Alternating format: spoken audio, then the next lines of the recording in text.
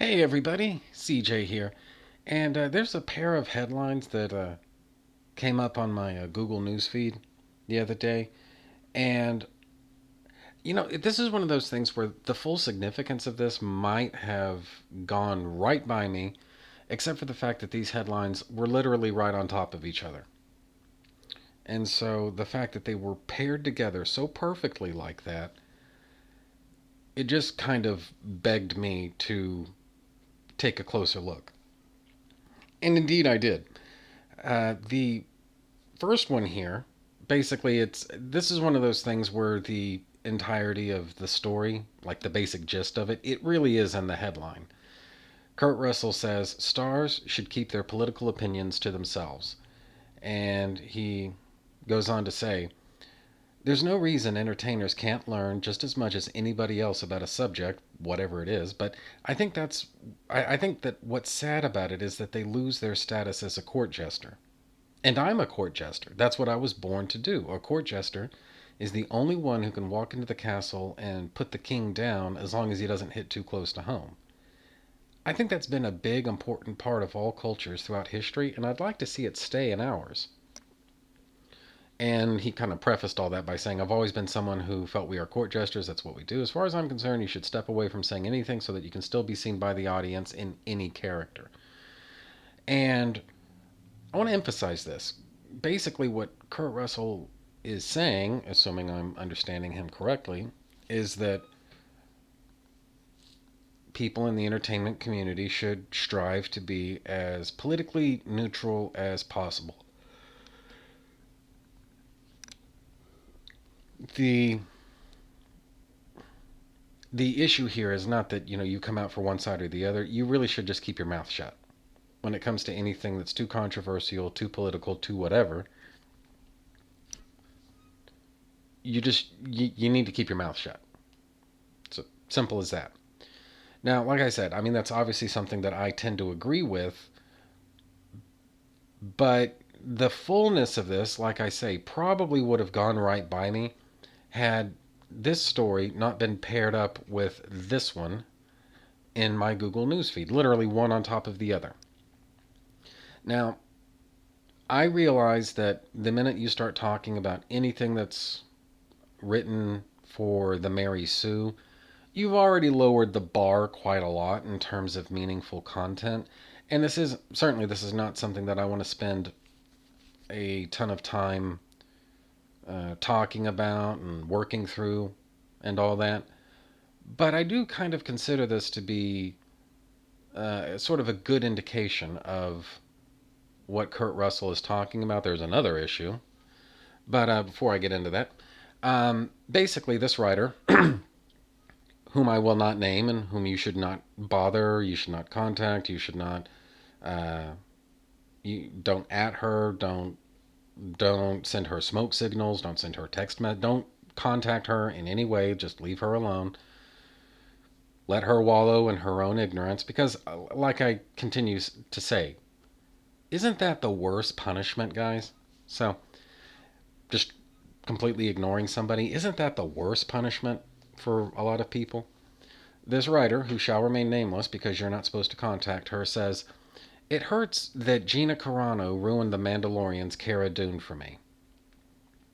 Writer says, when I first saw the Funko for Cara Dune, I was in love. I loved her Rebel Alliance tattoo. I loved the idea that she fought vehemently against the Empire, that she had to go into hiding and she didn't even care. She still wanted to do blah blah blah blah blah. Let's see. Skipping ahead here a little bit. This writer says, but all of this, while upsetting, just hurts so much more when I think about what Cara Dune meant to me and so many others. She was a strong character who stood up against evil, fought to be on the right side of history with the rebels, and then Carano herself somehow sided with our own version of the Empire. Now, guys, right there, that really does speak to this whole right side of history thing that the leftists are just so obsessed with. The other thing is, it does show their just complete inability, and we're going to get more into this in just a sec, but their total inability to engage the real world, to interact with real life. everything with them always has to relate back to fictional properties or fictional characters or something at some point. I don't know what it is about the left's inability to interact with real life in a way that doesn't somehow relate back to their favorite TV shows or their favorite Harry Potter book or their favorite movie character. I don't understand that phenomenon. It is very real, and it's observable in this article. I don't understand what that's about, but for the time being, let's just try to stay focused here. She says, before people yell at me and tell me that Trump and subsequent supporters are not the empire, let me point out some things and you tell me who I'm talking about. Discredits the media, lies to gain power, uses fear as a tactic to garner support, and refuses to concede said power even though democracy has voted to take said power away from them. If you said both the Trump administration and Palpatine and the Empire, you'd be correct, and I don't really see that at all. I don't see how any of those things. Well, maybe one of them applies to a Palpatine, but that's it. I don't really see how some of those really apply to Trump at all. But it all kind of goes to the point. The fact that Carano is, I don't actually know where she's coming from politically. Now, she's kind of dropped hints and suggestions that she's perhaps somewhere right of center, but we don't really know. She hasn't actually, as far as I know anyway, she hasn't come right out and identified as a card carrying Republican or anything like that. Or even if she has, like, conservatism exists on a little bit of a spectrum. And so, even if she is a Republican or a conservative of some type, like, where exactly does she fall? None of those things are especially clear right now. You can kind of get a flavor of the overall trajectory of what she believes in, apparently, based on what she has tweeted. And that's really what I want to talk about. Gina Carano has apparently uh, outed herself as being somewhere on the right. And that is simply a deal breaker for this Mary Sue writer. It's a deal breaker.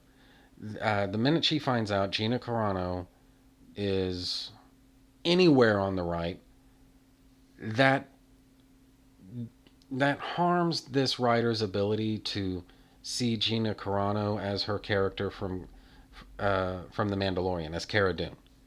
All right, and this, to me, this kind of relates directly back to those Kurt Russell quotes that I just read, where running your mouth too much, it damages people's ability to see you in in any role, in any role that you take on. And that is exactly what we're seeing here. Now, yeah, I think it's kind of typical of the Mary Sue that they're not really thinking this out.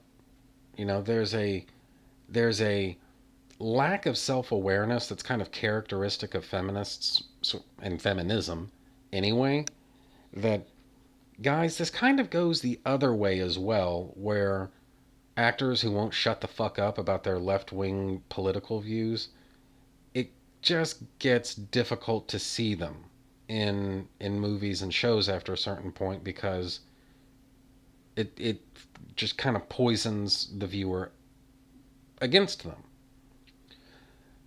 For example, how many big hits has Sean Penn had, especially in recent years? There was a time when Sean Penn was one of the loudest and most progressive, and I would say probably most obnoxious voices in Hollywood. Now, I think he's been lapped many times over by other people since he was really loud and outspoken. But again, I mean, how many hit movies has he been in, or TV shows, or whatever else that he's ever done? How many of those even exist? Same thing with Tim Robbins. The things that I've ever seen Tim Robbins in, I tend to enjoy, but there are movies out there where, I'm sorry, he plays characters where I know he's not just playing a character. In his mind, he's kind of playing a caricature. He's playing kind of like a stereotype. That is baggage that I wouldn't have with Tim Robbins, except for the fact he won't shut the fuck up about, again, about his left-wing political views. And so whenever he plays certain other characters, I kind of project an agenda onto his performance that, frankly, it may not even be appropriate. That may have been the furthest thing from his mind, and yet he doesn't have that kind of credibility with me where I give him the benefit of the doubt. I'm not going to sit there and watch his performance and think, well, there could be an element here I'm missing. No, I tend to just be kind of prejudiced against the guy just because I know what he really thinks. At least if his public statements are anything to judge by, I know what he really thinks. And so whenever he plays certain characters, it just sort of rings hollow for me. And again, in the complete lack of self-awareness and self-reflection that characterizes, especially a lot of modern feminists, this writer is completely ignoring the fact that the same phenomenon that she's criticizing with Gina Carano, honestly, I would say rightly. She's right to criticize this about Gina Carano. That very same tendency, though, exists also on the left, that people, consumers, the audience who is anywhere on the right, when they see somebody who's just too far left from where they are, they too now have a difficult time buying into this. What Kurt Russell was saying, it's not that actors should only come out for political causes or candidates that are somewhere on the right. He didn't say that. What he said was they should strive to be as neutral as possible so that they have maximum credibility with the audience. It's not that one political viewpoint is acceptable and the other one is not. Neither of them are acceptable.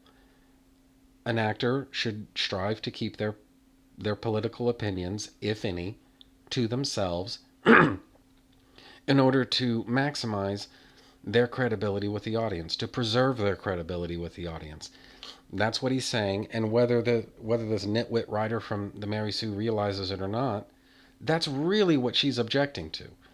It, in and of itself, it's really not damaging to anything or to anybody's sense of verisimilitude that Gina Carano believes whatever it is that Gina Carano believes. The issue is that she has announced her, or at least she has not so much announced, she has hinted at what she believes, and simply hinting at it is damaging for some people's ability to see her as Cara Dune.